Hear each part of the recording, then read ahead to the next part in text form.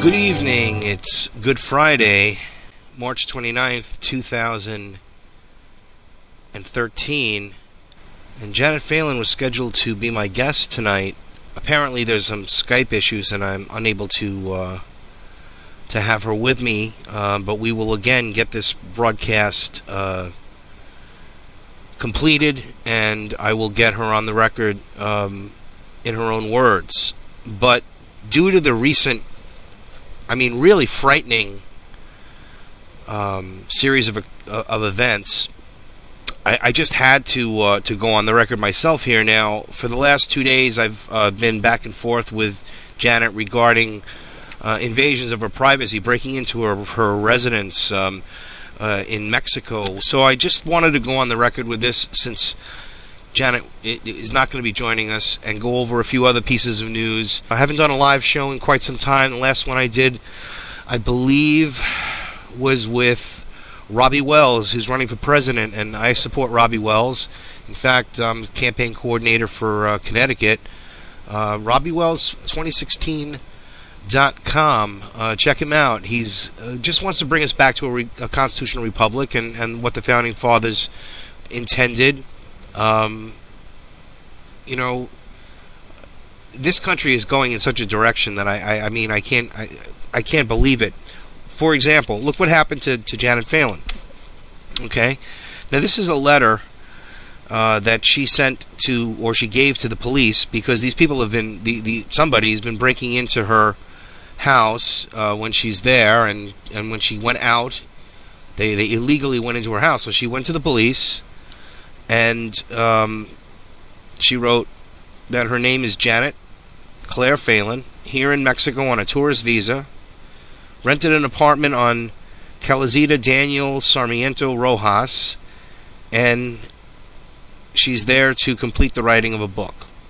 By way of an introduction, Janet's articles has appeared in Los Angeles Times, Santa Monica Press, a lot of San Bernardino Sentinel, like a lot of other publications, and she's previously hosted radio shows, so she's giving her background.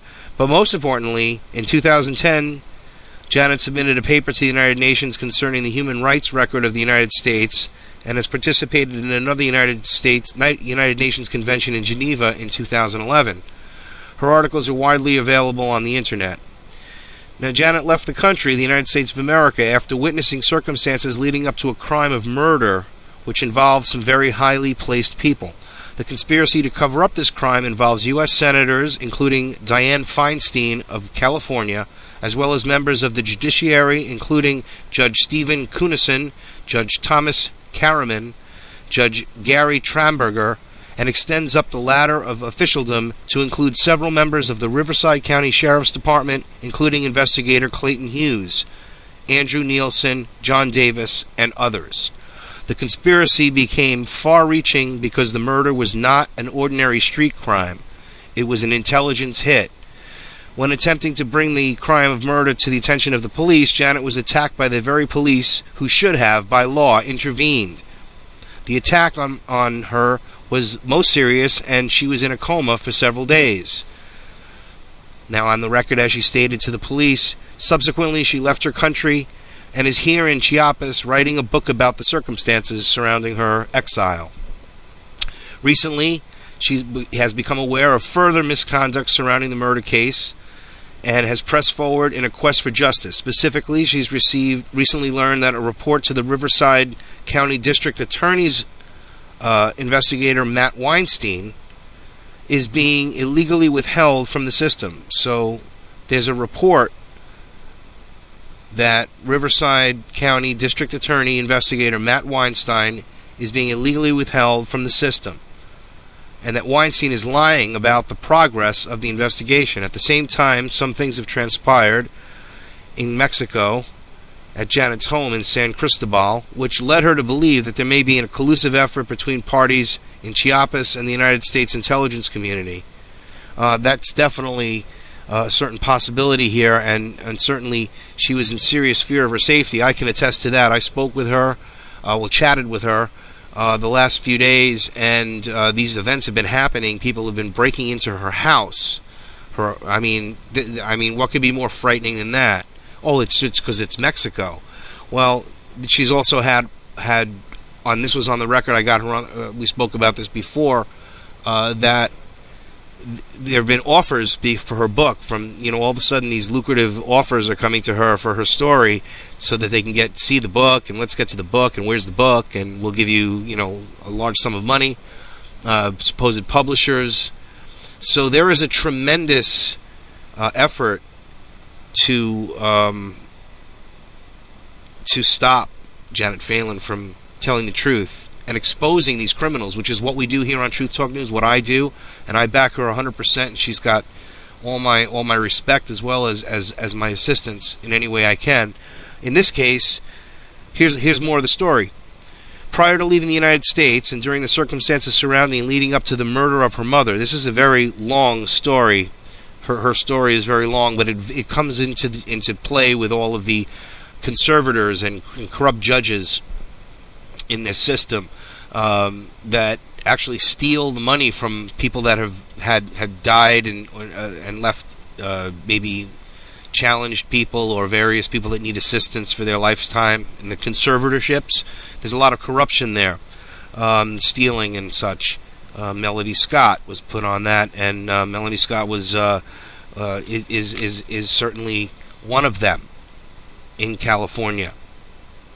Now again, the main concern that she has is that there may be attempts to compromise party to create the illusion of a legal problem. In the past, they have the police department stashed drugs in her place, and she doesn't use drugs. She doesn't, she's an upstanding. She has no record. She's just a journalist that's seeking the truth. Now, things like this, we got to remember. Gary Webb. What happened to Gary Webb? Gary Webb was a Pulitzer Prize-winning writer. And good for Gary Webb. Yeah, Gary Webb committed suicide. He shot himself twice in the head. That's pretty good. I guess the first time didn't work. And if you believe that, I got a bridge to sell you in Brooklyn. Maybe also one in Staten Island. The CIA, he wrote a book. A little digression. Gary Webb wrote a book. First of all, he exposed the crack cocaine epidemic that was created by the CIA in Los Angeles. This whole connection between the CIA and the drug trafficking in Los Angeles, and the Los Angeles Police Department. And they told him not to write the second book that he was writing. He didn't listen to their warnings, and of course then suddenly, I guess, became depressed and decided to pump 2 bullets into his head. Now the interesting part is that they've done this before, and she's afraid that they were going to set her up again. So when she went out, she kept in touch with me. I'm going out, and I'm coming back, and I'm back. And it's not paranoia. It's understanding when you're being tracked. Again, I've spoken to people that go into the same attack. I've been attacked by COINTELPRO personally. I've had many attacks. I know what that's like. And I know what it's like when you're being tailed and watched. It's happened to me. It happens to me still. And who am I? I'm just somebody speaking the truth. So just think about where our country's going. Into the Stasi, show me your papers. We're just getting to the point of a totalitarian dictatorship. Obamacare. Now we have the Monsanto Protection Act. Protecting Monsanto. Well, of course, you got Michael R. Taylor running the FDA. What are you going to do? But the sheeple just don't get it. They just don't get it. They don't get the truth. So she's worried that, they're going to set her up, and then God forbid she gets arrested in Mexico because the goons set her up. Then she'll end up being deported. It's bad enough you get locked up in a jail in Mexico, then she'll be deported, and if they deport her, she'll be murdered. And that's probably what would happen. A convenient murder, like she would run over herself or something in her driveway, like happened to the Bush family nanny or whatever, the family maid, the housekeeper, soon after 9/11. The one that was actually the person who did the security at the World Trade Center for the Bush family. Did you know that the Bush family, that a Bush was in charge of the security at the World Trade Center before 9/11? I guess you didn't know that. Maybe you did. I hope you did. And if you didn't, share this information, seek the truth, find it, and then understand it, digest it, and then tell everybody what's going on. Don't worry about being looked at as like an idiot. Believe me, more and more people are waking up. More and more people are realizing that something's not right, and they can't keep taking away things from us and changing the subject and not paying attention to what's going on. They can't keep stealing money from us. I mean, while we keep pointing it out, what's going to happen when? Well, once the real shit hits the fan, and you know what happened in Cyprus is obviously moving across the world. Anyone who doesn't see that is just a fool. And they just took major amounts of money, and they're limiting. I mean, this stuff is bad. Well, they had a bad system. Well, listen, what do you think we are on? We're in this Ponzi scheme that they print money made out of nothing. The whole thing is controlled, and the value is diminished, and inflation, more and more debt, unfunded liabilities, impossible programs to pay for. It's intentional. It's not like, well, we know what we're doing. We're spending all the money to put everyone in debt so that we can just crush the economy and then have the excuse for the one world government.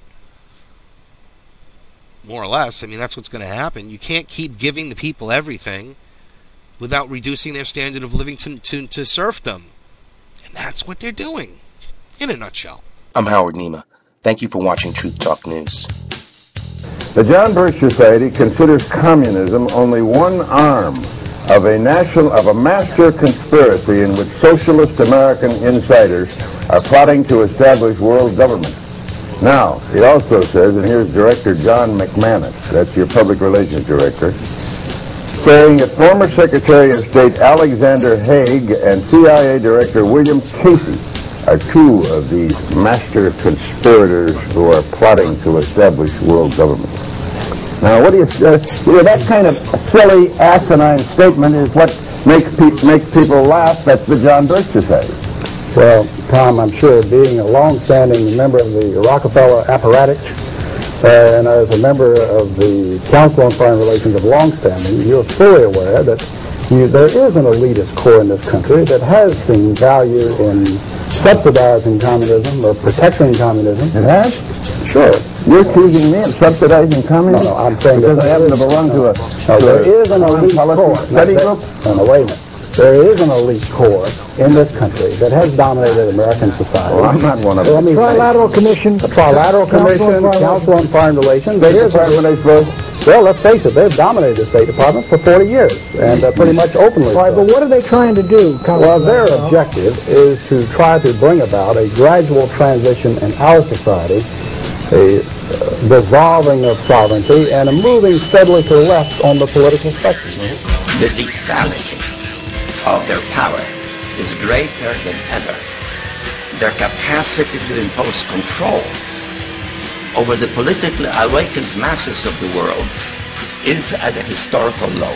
Namely, in earlier times, it was easier to control 1 million people than physically to kill 1 million people. Today, it is infinitely easier to kill 1 million people than to control 1 million people. Either you are with us, or you are with the terrorists, the terrorists, the terrorists, the terrorists.